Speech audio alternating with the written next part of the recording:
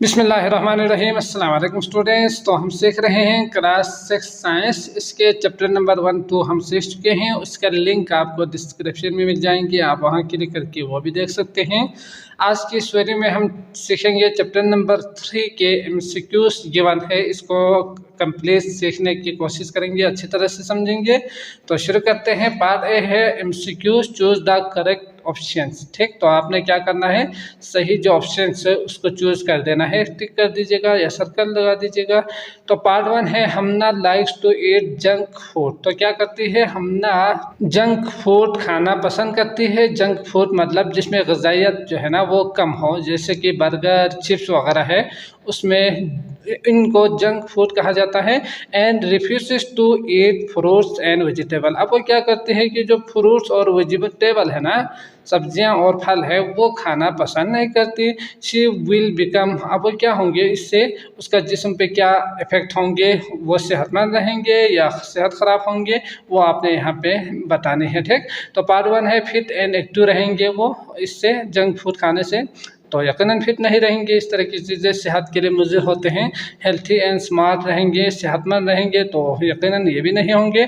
Lazy and fat, तो ये सुस्त और मोटा होंगे, यकीनन उसके जिस्म पे जो है ना बुरे असरात होंगे। तो आपने इसके ऊपर टिक कर देना है। जंक फूड की वजह से आपका सेहत ख़राब हो सकती है, तो आपने इसको यूज़ नहीं करनी। ठीक, एफिशिएंट एंड एनर्जेटिक, तो एनर्जेटिक होंगे, ये तो नहीं होंगे ना। पार्ट 2 है आपके पास, नासिर डेवलप्ड एस्टिमा इन चाइल्डहुड। तो नासिर जो है ना, उसकी जो बचपन है उस टाइम पे एस्टिमा डेवलप हुई थी इसकी बॉडी के अंदर। हिज मदर हैड ए, तो ये एक बीमारी है, समझ गए, ये दम्मा कहा जाता है इसे, सांस लेने में दुश्वारी होती है इससे। तो his mother had a misconception that dairy product and carrots increase asthma attack. तो उसकी जो माँ है ना, उसको मिसकंसेप्ट थी, गलतफहमी थी कि ये जो बीमारी है ये डेयरी प्रोडक्ट मतलब जो दूध से बने हुए चीज़ें हैं वो, एंड कैरेट्स और जो गाजर है उसकी वजह से इसकी स्टमक का जो अटैक है वो बढ़ते हैं, समझ गए। उसकी माँ को ये गलतफहमी थी। So this should not be include in his diet. तो वो इसे ही सोचती थी कि उसके जो खाने में ये चीज़ें शामिल नहीं होनी चाहिए। After few years he was unable to see in the dim light. अब कुछ साल के बाद वो डिम लाइट को देख नहीं पा रहे थे, डिम लाइट नहीं देख सकते थे। एंड हैड रिपीटेड फ्रैक्चर्स, तो वो फ्रैक्चर्स भी हो रही थी, दोबारा वही बीमारी बढ़ रही थी यकीनन। इट इज़ ड्यू टू, तो ये किसकी वजह से हुई है, तो आपने इसकी वजह आपने यहाँ पे सर्च करके लिखना है। इसमें पार्ट 1 ए दिया हुआ है, डिफिशियंसी ऑफ फाइबर्स। तो फाइबर्स की कमी की वजह से, विटामिन ए, कैल्शियम की कमी की वजह से, कार्बोहाइड्रेट्स की वजह से, प्रोटीन की कमी की वजह से इसे ये मसला हुई है। तो यकीनन विटामिन ए और कैल्शियम की कमी होना, तो इस वजह से ये बीमारी हो सकती है। ठीक, तो आपने इसके ऊपर टिक कर देना है। पार्ट 3 है आपके पास, which of the nutrients is helpful for making new cells in the body. तो आपके बॉडी में अगर न्यू सेल्स बनानी हो ना, तो कौन सा जो न्यूट्रिएंट्स है वो मददगार साबित होते हैं, मतलब कौन सा न्यूट्रिएंट्स जो है ना वो सेल्स के लिए, बॉडी में सेल्स बनाने के लिए मददगार साबित होते हैं, हेल्प करते हैं।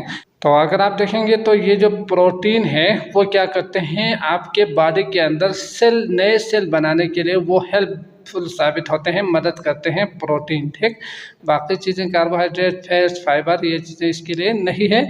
4 है fuel of the body is. तो फ्यूल क्या है, बॉडी का जो फ्यूल है ना वो किसको कहा जाता है। तो हमने चैप्टर में पहला जो पार्ट था उसमें सीखा था कि कार्बोहाइड्रेट क्या है, इसे फ्यूल ऑफ द बॉडी, यानी बॉडी में फ्यूल्स की जो प्रोड्यूस है वो ये न्यूट्रिएंट्स करते हैं। कार्बोहाइड्रेट पे टिक कर देना है। ठीक, तो अगला है 5, energy stored in the food in the form of. अब एनर्जी किस तरह स्टोर्ड होते हैं, फूड जो है उसकी शक्ल में किस तरह एनर्जी स्टोर्ड होते हैं। तो मिनरल्स, क्लोराइड, डाइट्स, न्यूट्रिएंट्स। तो हमने इस पूरे चैप्टर में सीखा था कि एनर्जी स्टोर्ड जो फूड होते हैं वो न्यूट्रिएंट्स में होते हैं, तो आपने इसको टिक कर देना है। इसके बाद है 6, meat and fish are good source of. तो मीट, गोश्त और जो मछली है ना वो किस चीज़ का बेहतरीन ज़रिया है, गुड सोर्स है, वो आपने यहाँ पे बतानी है। तो प्रोटीन के लिए ये मीट और फिश इम्पोर्टेंस है या एक ज़रिया है, कार्बोहाइड्रेट्स के लिए, फैट्स के लिए या फाइबर्स के लिए। तो प्रोटीन्स के लिए अगर आप मीट और फिश खाएंगे ना, फिश खाएंगे तो आपके जिस्म में प्रोटीन की जो मकदार है वो बहुत ज़्यादा प्रोड्यूस हो सकते हैं। तो आपने इसके ऊपर टिक कर देना है, प्रोटीन के ऊपर। अगला देखते हैं। अगला है 7 विटामिन सी। जो विटामिन सी है वो डिफिशियंसी में लीड, अगर उसकी कमी हो जाए तो उससे क्या होंगे। तो बेरी बेरी का जो बीमारी है वो हो सकते हैं, स्कर्वी का, नाइट ब्लाइंडनेस, एनीमिया। तो यहाँ पे इसके अगर विटामिन सी की कमी हो ना किसी बॉडी के अंदर तो उससे ये बीमारी हो सकते हैं, स्कर्वी। ठीक, तो आपने इसके ऊपर टिक कर देना है। इसके बाद 8 है a balance diet is a diet. तो ए बैलेंस डाइट क्या है। तो with protein, carbohydrates and fats with all 7 nutrients. तो इसमें जो ऑप्शन दिया हुआ है ऑप्शन सी वो आपको नज़र आ रहे होंगे, with all 7 nutrients in appropriate portion.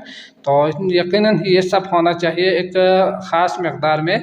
अगर एक की कमी या एक ज़्यादा हो जाए ना तो उससे भी आप बीमार हो सकते हैं। तो उसके लिए इन सब में एक ख़ास मकदार में ये चीज़ें हमें हमारे बॉडी के लिए चाहिए होती है। तो with all 7 nutrients in appropriate portion को आपने टिक कर देना है। अगला है 9, उसको भी देखते हैं। इसके बाद 9 है which type of food is called body building food. तो बॉडी को बिल्ड करने के लिए कौन सा फूड यूज करते हैं, न्यूट्रिएंट्स कौन सा। तो कार्बोहाइड्रेट्स, प्रोटीन, फैट्स, मिनरल्स। तो यहाँ पे जो ऑप्शन सही है वो है प्रोटीन। ये क्या करते हैं, आपके बॉडी को बिल्ड करते हैं। तो आपने करना है इसके बाद टिक, समझ गए। इसके बाद है विच of the following disease cause the bleeding of gums. तो गम्स की जो ब्लीडिंग है उसका सबब बनते हैं कौन सी बीमारी, एनीमिया, स्कर्वी, रिकेट्स और ब्रेसिंग। तो यहाँ पे ये जो बीमारी है ना स्कर्वी, ये क्या करते हैं, ब्लीडिंग ऑफ गम्स का सबब बनते हैं। तो आपने इसके ऊपर टिक कर देना है। ठीक, अगला शॉर्ट क्वेश्चंस आपको लिंक डिस्क्रिप्शन में गिवन होंगे, आप वहाँ क्लिक करके वो भी देख सकते हैं। तो मुझे इजाज़त दीजिएगा, अल्लाह हाफिज़।